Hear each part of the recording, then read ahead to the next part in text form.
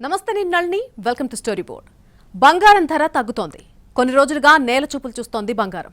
ఏకంగా ₹1,00,000 తులం పసిడి దిగి వస్తుందన్న అంచనాలు పెరిగిపోతున్నాయి. కొన్ని నెలల క్రితం ఆకాశమే హద్దుగా పెరిగిపోయిన పుత్తడి ఎందుకు ఈ స్థాయిలో తగ్గుతూ వస్తోంది? ప్రధాని నరేంద్ర మోడీ పిలుపు పనిచేసిందా? రాబోతున్న రోజుల్లో కనకం పైన మెట్టుండిపోతోంది. ఇవాల్టి స్టోరీ బోర్డులో చూద్దాం. బంగారం రేటు తగ్గుతుంది అంటే ఎవరైనా సరే ఎగబడి కొంటారు. ఉన్న డబ్బులన్నీ పోగేసి మరీ కనకాన్ని కళ్ళకద్దుకుంటారు. కానీ విచిత్రం ఏంటంటే పసిడి రేటు తగ్గినా సరే కొనే దిక్కే లేదు. బంగారం షాపులన్నీ వెలవెలబోతున్నాయి. మరొక వైపు ఇరాన్, అమెరికా, ఇజ్రాయెల్ యుద్ధం కూడా గ్లోబల్ ఎకానమీని టెన్షన్ పెడుతోంది. ఇలాంటి పరిస్థితుల్లో పెరగాల్సిన గోల్డ్ రేటు ఎందుకు డౌన్ అవుతోంది? ధర తగ్గినా సేల్స్ ఎందుకు పెరగడం లేదు? లీటర్ పెట్రోల్ ధర తగ్గినా రాణి కిక్కు, కేజీ ఉల్లిపాయల ధర దిగొచ్చినా తెలియని ఒక ఆనందం. ఎండాకాలం ముదిరిపోయాక ఒక్కసారిగా పడిన తొలి ఋతుపవనాల చినుకుల సంబరం.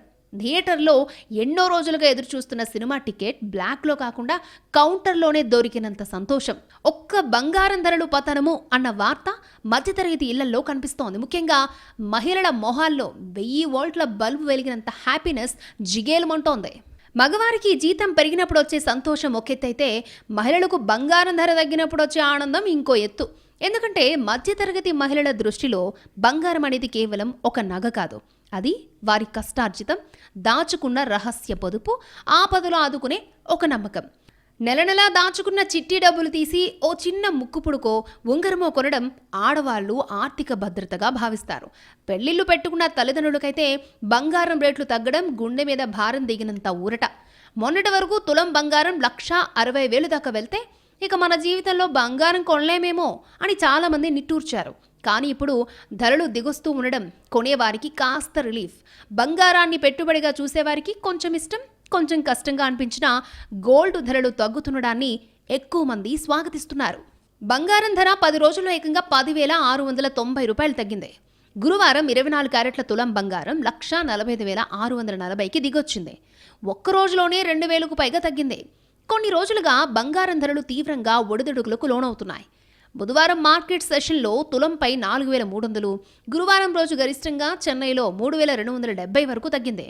నిన్న మొన్నటి వరకు ఆకాశమి హద్దుగా దూసుకెళ్లిన పసిడి ఇప్పుడు ఒక్కసారిగా కిందికి దిగొస్తోంది.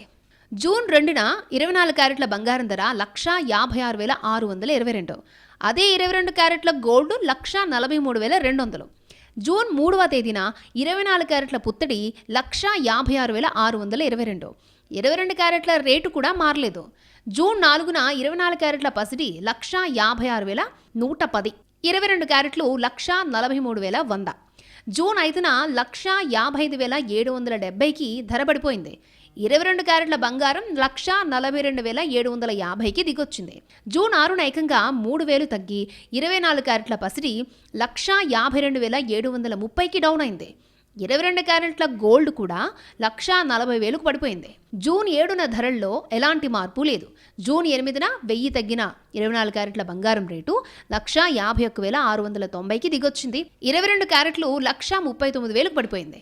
ఇక జూన్ 9న 1,400 పెరిగిన 24 క్యారెట్ల బంగారం 1,53,160కి పెరిగింది. అదే 22 క్యారెట్లయితే 1,40,400 అయింది. జూన్ 10న ఏకంగా ₹5,300 తగ్గింది పసిడి. 24 క్యారెట్ల పుత్తడి 1,47,770కి పడిపోయింది. అదే 22 క్యారెట్ల గోల్డ్ 1,35,450కి దిగొచ్చింది. ఇక జూన్ 11న 24 క్యారెట్ల బంగారం 2,000కు పైగా తగ్గి 1,45,640కి పడిపోయింది. 22 క్యారెట్లు పసిడి 1,33,500కి డౌన్ అయింది. 10 రోజుల్లో 22 క్యారెట్ల బంగారం 9,720కి పైగా తగ్గింది. 2026 ప్రారంభంలో అంతర్జాతీయ మార్కెట్లో రికార్డు స్థాయిలో ఒక ఔన్స్ బంగారం ధర దాదాపు 5,500 నుంచి $5,600 దగ్గర ఆల్ టైమ్ హైని తాకింది. కానీ గడిచిన కొన్ని వారాల్లోనే అది ఏకంగా $4,200 స్థాయికి పడిపోయింది. అంటే దాదాపు 15 నుంచి 20% వరకు క్షీణత. ఇరాన్ యుద్ధం మళ్లీ ఉద్రిక్తతలను పెంచుతోంది. ద్రవ్యోల్బణం భయపెడుతోంది. అయినా సరే సేఫ్ హెవెన్గా భావించే బంగారం ధరలు ఎందుకు తగ్గుతున్నాయి?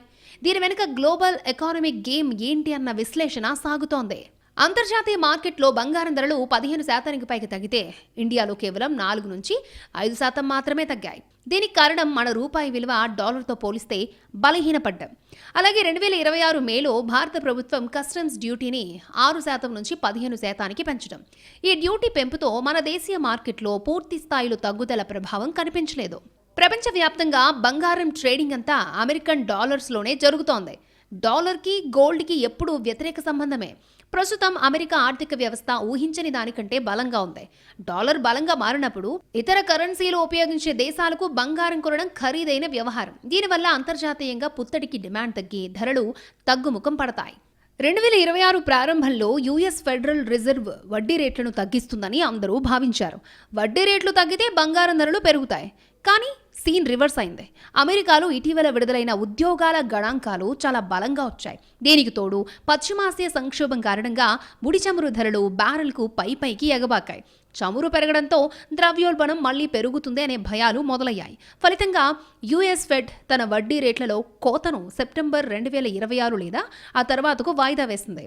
వడ్డీ రేట్లు ఎక్కువగా ఉన్నంతకాలం పెట్టుబడిదారులు బంగారాన్ని వదిలి బాండ్లపై దృష్టి పెడతారు. ఎందుకంటే బంగారం ఎలాంటి వడ్డీని ఇవ్వదు. కానీ యుఎస్ బాండ్లు ప్రస్తుతం దాదాపు 1.74% రియల్ ఈల్డ్ను అందిస్తున్నాయి. దీంతో గోల్డ్ డిమాండ్ తగ్గి రేట్లు డౌన్ అయ్యాయి. మార్జిన్ కాల్స్, ఫోర్స్డ్ సెల్లింగ్ కూడా బంగారం ధరలు దిగిరావడానికి కారణం. మార్కెట్లు పడిపోయినప్పుడు పెద్ద ఫండ్ మేనేజర్లు, ఇన్వెస్టర్లు భారీగా నష్టపోతారు. వారికి మార్జిన్ కాల్స్ వస్తాయి.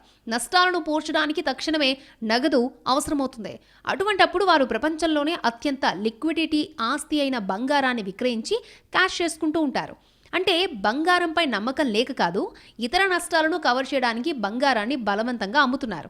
2008 ఆర్థిక సంక్షోభంలో, 2020 కోవిడ్ క్రాష్లో కూడా మొదట బంగారం ఇలాగే పడిపోయి తర్వాత పుంజుకుంది. 2 ఏళ్లుగా చైనా, రష్యా, ఇండియాతో సహా ప్రపంచ దేశాల సెంట్రల్ బ్యాంకులు టన్నుల కొద్ది బంగారాన్ని కొనుగోలు చేస్తూ వచ్చాయి. అయితే world gold council latest report ప్రకారం 2026 మొదటి క్వార్టర్లో సెంట్రల్ బ్యాంకుల కొనుగోలు దాదాపు 22% తగ్గాయి. బంగారం ధరలు విపరీతమైన గరిష్ట స్థాయికి చేరడంతో బ్యాంకులు కూడా కొత్త కొనుగోలును కాస్త ఆపి ప్రాఫిట్ బుకింగ్ వైపు మొగ్గు చూపాయి. అలాగే రష్యా సెంట్రల్ బ్యాంకు కూడా భారీగా భౌతిక బంగారం అమ్మేసుకుంటోంది. ఉక్రెయిన్తో 4 ఏళ్లుగా యుద్ధం చేస్తున్న రష్యా వార్ను కంటిన్యూ చేయడానికి అవసరమైన వనరులను సమకూర్చుకోవడానికి గోల్డ్ని వదిలించుకుంటోంది. ఈ 4 నెలల్లో సుమారు 30 టన్నుల గోల్డ్ను సేల్ చేసింది. ఆయిల్ ధరలు అయితే పెరిగినాయి కానీ కొంత ఆయిల్ సంక్షోభం అనేది లేదు. సో వాళ్ళ డాలర్ మాత్రం, అమెరికా డాలర్ మాత్రం అక్కడ బలంగా ఉండగలిగింది. సంక్షోభంలో పడ్డటువంటి యూరోప్ దేశాలు, ఆసియా దేశాల కరెన్సీలు బలహీనపడ్డాయి. ఎప్పుడైనా కరెన్సీల విలువలు పరస్పరం ఆధారితం. మన రూపాయి పడిపోతుందంటే డాలర్ పెరుగుతుంది.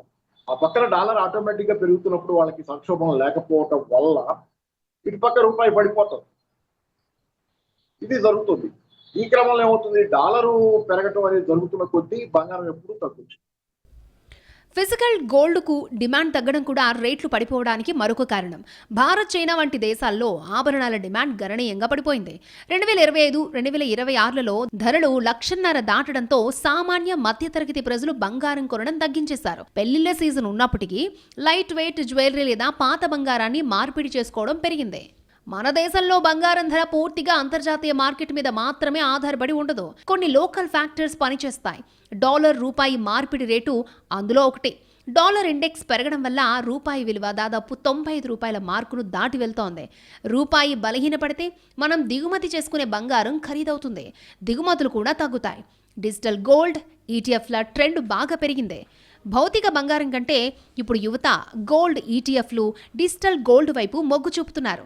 అయితే ధరలు భారీగా పెరగడంతో మార్చి, ఏప్రిల్ నెలల్లో ఈ ఈటీఎఫ్ ఇన్ఫ్లో కూడా తగ్గింది. డిమాండ్ సప్లై సూత్రం ప్రకారం డిమాండ్ డౌన్ అయింది, రేటు దిగొచ్చింది.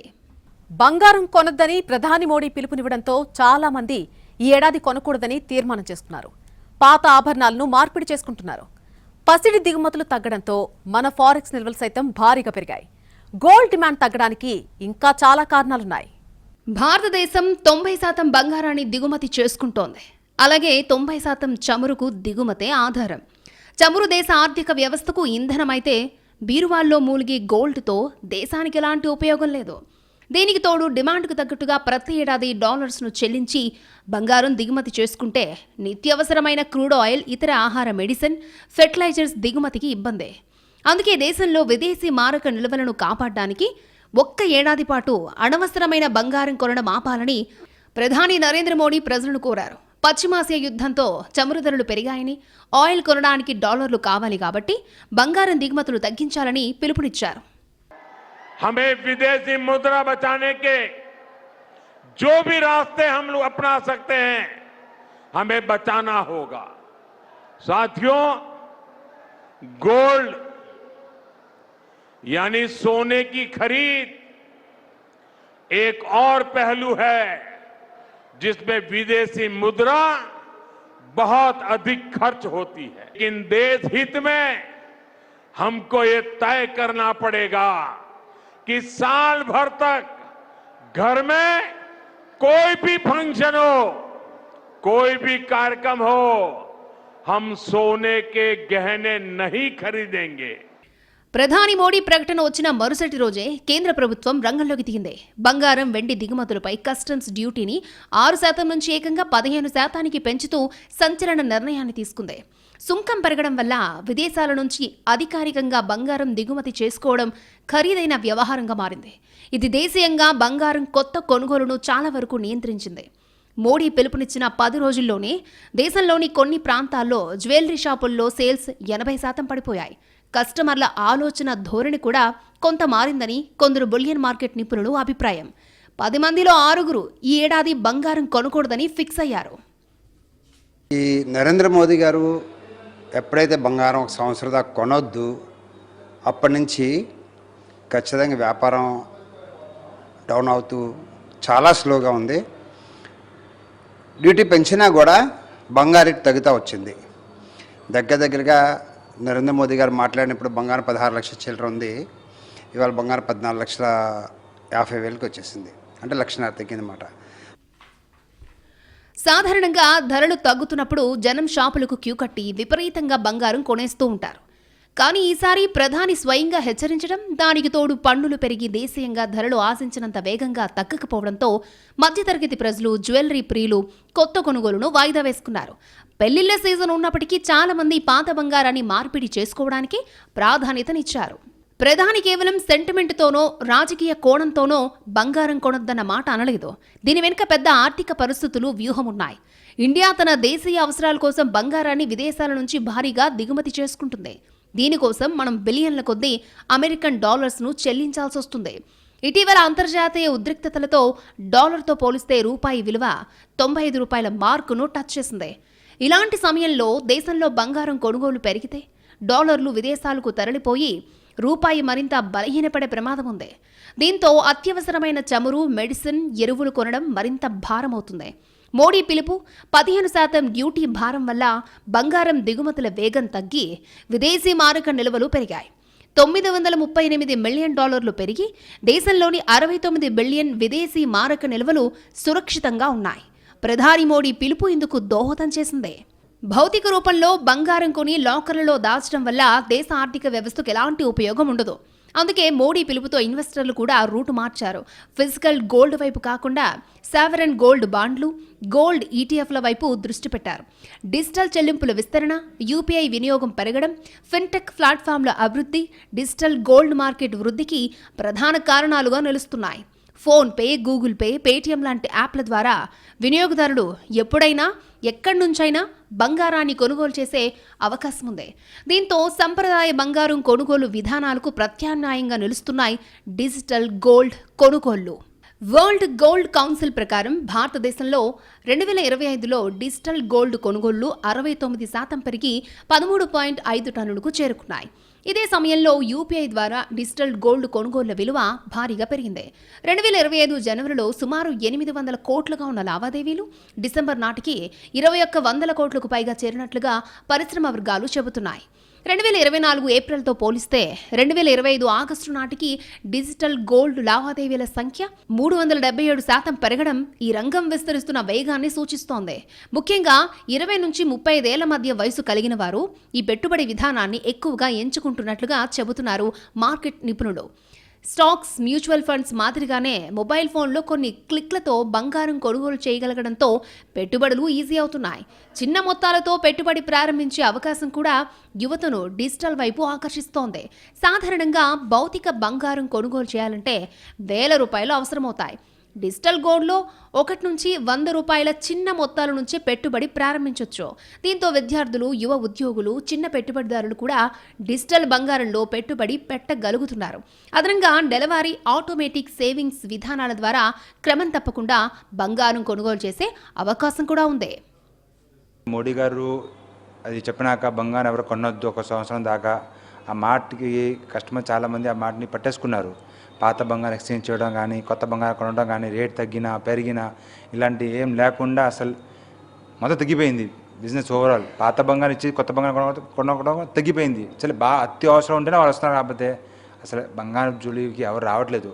ఆల్మోస్ట్ నాకు తెలిసి ఇప్పుడు బిజినెస్ అయితే మీకు 70-80%కి దాదాపు తగ్గినట్టు అనిపిస్తుంది. వినియోగదారుడు కొనుగోలు చేసిన డిజిటల్ గోల్డ్ మొత్తానికి సమానమైన స్వచ్ఛమైన బంగారాన్ని సేవా సంస్థలు భద్రపరిచిన సురక్షిత వాల్టుల్లో నిల్వ ఉంచుతాయి. వినియోగదారుడు కోరుకున్నప్పుడు దానిని విక్రయించవచ్చు, లేదంటే నిర్దిష్ట పరిమాణానికి చేరిన తర్వాత భౌతిక బంగారంగా మార్చుకోవచ్చు.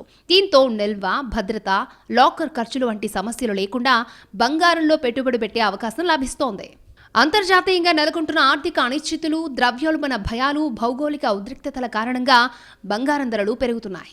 సురక్షిత పెట్టుబడిగా భావించే బంగారంపై పెట్టుబడిదారుల ఆసక్తి పెరగడంతో డిజిటల్ గోల్డ్ కొనుగోలు కూడా వేగంగా పెరుగుతున్నాయని మార్కెట్ నిపుణులు చెబుతున్నారు. దీర్ఘకాలికంగా సంపదను కాపాడుకునే సాధనంగా బంగారాన్ని పరిగణించే భారతీయుల సంప్రదాయ దృక్పథం ఈ వృద్ధికి తోడ్పడుతోంది. అయితే డిజిటల్ గోల్డ్ రంగంలో కొన్ని సవాళ్లున్నాయి. ప్రస్తుతం ఈ విభాగానికి సంబంధించిన పూర్తి స్థాయి నియంత్రణ వ్యవస్థ లేకపోవడం పెట్టుబడిదారుల్లో కొంత ఆందోళన కలిగిస్తోంది. మార్కెట్ నియంత్రణ సంస్థ సెబీ డిజిటల్ గోల్డ్ ఉత్పత్తులు తమ ప్రత్యక్ష నియంత్రణ పరిధిలో లేవని గతంలో స్పష్టం చేసింది. దీంతో సేవలందిస్తున్న సంస్థ విశ్వసనీయత, బంగారం నిల్వ విధానం, స్వతంత్ర ఆడిట్ ప్రక్రియలు, కొనుగోలు, అమ్మకాల నిబంధనలను పరిశీలించాలని పెట్టుబడిదారులకు సూచిస్తున్నారు నిపుణులు. ఏడాది పాటు బంగారం కొనొద్దన్న ప్రధాని నరేంద్ర మోడీ పిలుపు తారక మంత్రంలా పనిచేసింది అనడానికి తగ్గిన గోల్డ్ డిమాండ్, అదే వరుసలో దిగొచ్చిన రేట్లే నిదర్శనం. ధరలు తగ్గినా గోల్డ్కు డిమాండ్ పెరగడం లేదు. బంగారం షాపుల వైపు జనాలు వెళ్లడం లేదు. మరి రాబోతున్న రోజుల్లో పుత్తడి ధరలు ఎలా ఉండే అవకాశం ఉంది? బులియన్ మార్కెట్ నిపుణులు ఏం చెబుతున్నారు? బంగారం కొనేవారికి, ఇన్వెస్టర్లకు 4 నెలలు ఒక రోలర్ కోస్టర్ రైడ్ని తలపించాయి.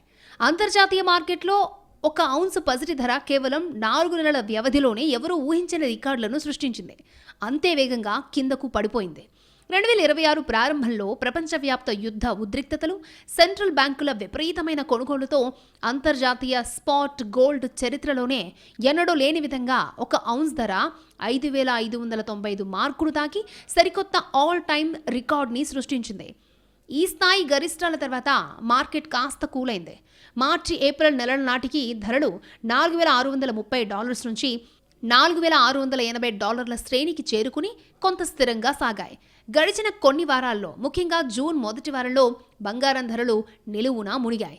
ప్రస్తుతం అంతర్జాతీయ మార్కెట్లో 1 ఔన్స్ బంగారం ధర $4,090కు అటు ఇటుగా కదలాడుతోంది. ఔన్స్ గోల్డ్ రేటు తగ్గిపోవడానికి ఒక కారణం యుఎస్ ఫెడ్ రివర్స్ గేర్. అమెరికాలో ఉద్యోగాల గణాంకాలు బలంగా రావడంతో వడ్డీ రేట్ల కోతను యుఎస్ ఫెడ్ వాయిదా వేసింది.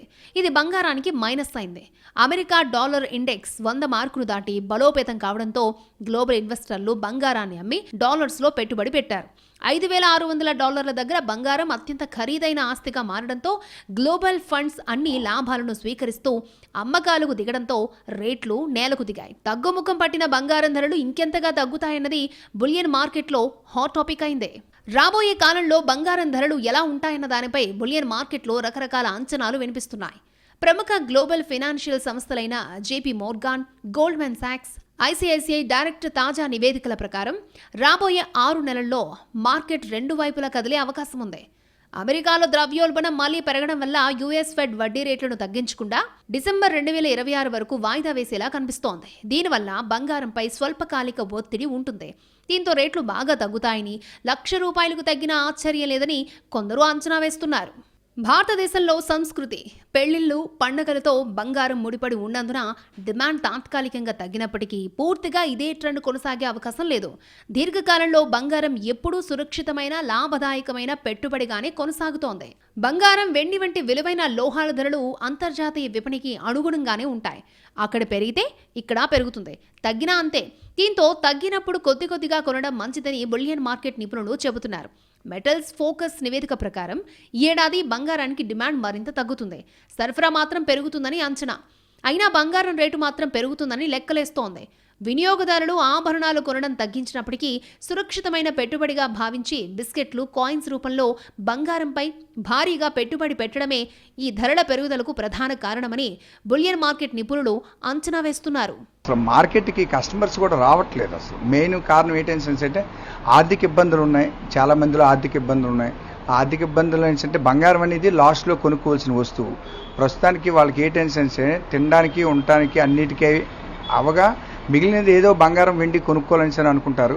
ఈ తరుణంలో ఈ రేట్లు పెరగడం, ఈ అస్తవ్యస్తంగా ఉండడం పరిస్థితులంతా కూడా దీన్ని దృష్టిలో పెట్టుకొని కస్టమర్స్ రావడం మాత్రం అసలు పూర్తిగా లేకుండా అయిపోయింది. వరల్డ్ గోల్డ్ కౌన్సిల్ గణాంకాల ప్రకారం కొంతకాలంగా దేశంలో ఆభరణాల డిమాండ్ తగ్గుముఖం పట్టింది. టన్నుల కొద్దీ బంగారం కొనే మన దేశంలో గ్రాములు కొనడానికి కూడా సామాన్యుడు వెనకాడుతున్నాడు.